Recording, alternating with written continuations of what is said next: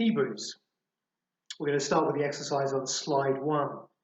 What do we discover about Jesus in Hebrews chapter 1, verses 1 to 4?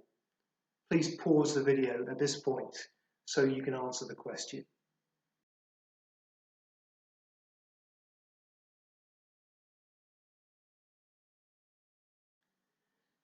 What do we discover about Jesus in Hebrews chapter 1, verses 1 to 4?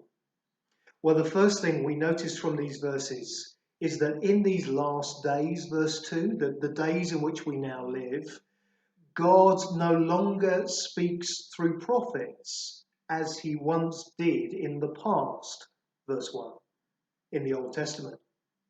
No, we live in a new era in which God has spoken to us by his Son, Jesus. We don't live in the days of the prophets, we live in the days of the Son. God has spoken fully and finally to his people through Jesus. And look at the 7 descriptions that we have of Jesus in these verses. Number 1, God has appointed Jesus heir of all things, verse 2. The whole universe has been given to Jesus as his inheritance. Number 2, we're told that Jesus is the one through whom the Father made the universe. You see, he's not only the inheritor of the universe, Jesus is the creator of the universe. He's the rightful owner of everything. Number 3, Jesus is the radiance of God's glory and the exact representation of his being. Verse 3. Jesus perfectly displays God's glory and perfectly represents God to the world. In other words, to know Jesus is to know God. To see Jesus is to see the Father. Jesus perfectly embodies God. If we want to know what God is like, we need to look no further than the person of Jesus. He exactly represents God because he himself is God. Number 4, Jesus is the one who sustains all things by his powerful word. Verse 3. This world, your life, my life, continue to remain in existence because of Jesus. He keeps them going. He's the glue that keeps them all together. He keeps the universe in motion. He keeps the world revolving. He sustains all life on earth. It's all at his command. Jesus only needs to say the word for things to happen or not to happen. He's the Lord of all. Number 5. But this sovereign Lord is also the one who provided purification for sins. Verse 3. This sovereign Lord is the one who took on flesh, the one who was born as a human being, and the one who embraced the pain and the agony of a Roman cross to save those he'd made, those who'd rebelled against him. You see, through the cross, Jesus did something that we couldn't do for ourselves. He cleaned us up. He removed the things that destroy us and keep bringing us down, the things that ruin our relationship with God. All of those who entrust their lives to Jesus can be purified from their sin. Number 6. But this sin-defeating, death-defying man is no longer found on earth. Verse 3. He's now sat at the right hand of the Majesty in heaven.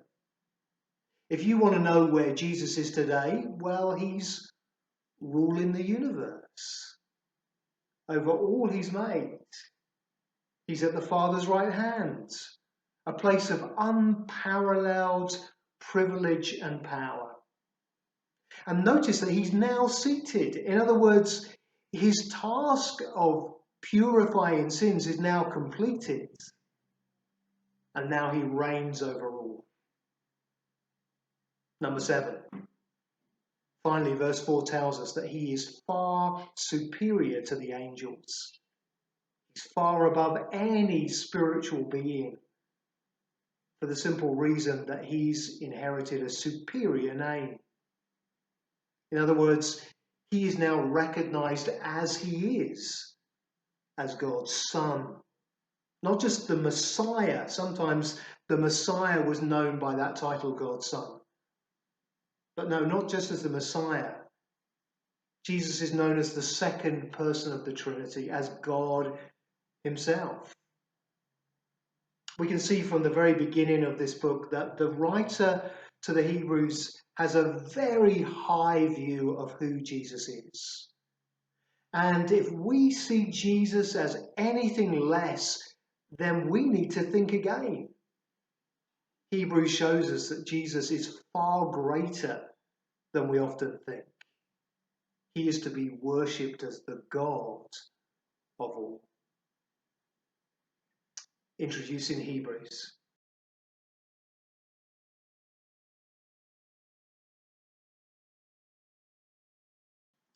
The title that's given to this book in the King James Version is the Epistle of Paul the Apostle to the Hebrews. So there are 3 suggestions being made in that title. First, that this New Testament book is an epistle, it's a letter. Secondly, that it was written by the Apostle Paul.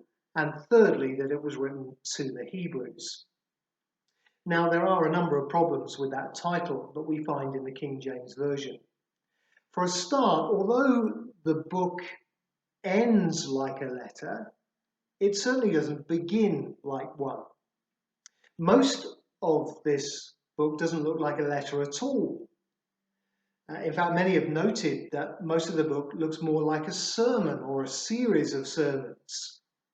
So it's difficult to pin down the exact type of literature we're looking at here. Hebrews seems to be a sermon written up as a rather unusual type of letter. Secondly, although there's an early tradition associating this letter with the Apostle Paul, it's very unlikely that Paul was the author of Hebrews.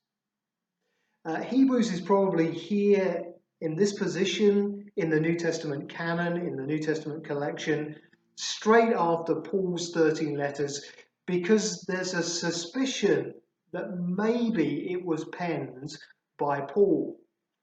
And there are parts of Hebrews that might make you think that. The emphasis on faith, hope, and love, for example. Or the mention of Timothy at the end of the book, who is most likely the same Timothy who's Paul's companion. But there are other parts of Hebrews that seem to suggest that Paul is not the author. More generally, the Greek used here in Hebrews is very different to Paul's in his other letters. The style of this letter is different to Paul's. The way Paul normally starts his letters is not the way that Hebrews starts. But for me, the biggest reason for saying that Paul is not the author is Hebrews chapter 2, verse 3. Because there, the author of Hebrews writes these words. He says this salvation, which was first announced by the Lord, was confirmed to us by those who heard him. In other words, the author is suggesting that they have received the gospel from others who had heard Jesus. Now that doesn't sound like Paul at all. He'd met with the risen Jesus on the road to Damascus. And in Galatians, he fiercely defends the view that he had received his gospel not from other people, but by revelation from Jesus Christ. Paul then is unlikely to be the author of Hebrews. Origen, writing at the beginning of the 3rd century, famously said this: "Who wrote the epistle? In truth, God knows," meaning that he didn't. So the identity of the author of this book is a mystery. Those who first received the letter clearly had a relationship with the author, but who he was, we don't know now for sure. My best guess is that it was someone who was part of Paul's missionary team, probably from an educated Greek-speaking background. But it remains only that. It's just a guess. But there's also controversy over the final part of the title in the King James Version, to the Hebrews. The title, to the Hebrews, is one that actually circulated with this book at a very early stage. But we must remember that it was added later. The title is not part of Scripture itself. The only direct statement that might help us to find out about who this book is written to is found at the very end of Hebrews, where the author says this: "Those from Italy send you their greetings." But here's the problem. Is the author writing to Italy from some unknown place and speaking about some Italians who are with him? Or is he writing from Italy and those who are with him in Italy are sending their greetings? It's ambiguous. It's not clear. What is clear from the book itself is that the author is writing to a specific group of Christians facing some very specific issues. It's not a general letter to a number of different churches. And the themes that the author writes about suggests that he's writing to Jewish Christians. But beyond that, we don't know who the first recipients of this unusual letter were. It's also not clear exactly when Hebrews was written, but most likely it was written before AD 70. Clement of Rome quotes from Hebrews at the end of the 1st century. So there's lots we don't know about Hebrews. But that said, it's a wonderful New Testament book. I'm not sure if you're allowed to have a favourite New Testament book because all of it's God's Word. But if you are, Hebrews would be right near the top of the list for me. Because Hebrews shows us that Jesus is the greatest. And that the new covenant of Jesus is far superior to the old covenant of Judaism. In fact, it's this final covenant of Jesus that the old covenant was always pointing to. This letter was written to people, it seems, who were in danger of turning away from the gospel. That's what we see in chapter 2, verse 1, for example, where the author warns his readers about drifting away from Christ and drifting away from the gospel message they'd heard. Most likely, these were Jewish background Christians. They were clearly being persecuted. We can see that from the letter itself. And it seems that they had grown weary and they were losing heart. And as a result, they were being tempted back, it seems, into some form of Judaism. Judaism was viewed at this point in history as a recognized religion in the Roman Empire. So it was safe to be a Jew, but it wasn't safe to be a Christian. But the author wants to show his readers that it was total folly to return to Judaism when you had Jesus. Jesus was the fulfillment of all that had gone before. turning from Jesus back to Judaism was actually, the writer to the Hebrews says, turning away from the living God. In this letter, the author demonstrates from the Old Testament itself, time and again, that Jesus is the greatest. He's greater than the angels, chapters 1 to 2. He's greater than Moses, chapter 3. He's greater than Joshua and the Old Testament Sabbath rest, chapter 4. He's greater than the Old Testament priesthood, chapters 5 to 8. Greater than the Old Testament sacrificial system, chapters 9 to 10. The Old Testament contained the shadows, the author tells us. But Jesus is the reality.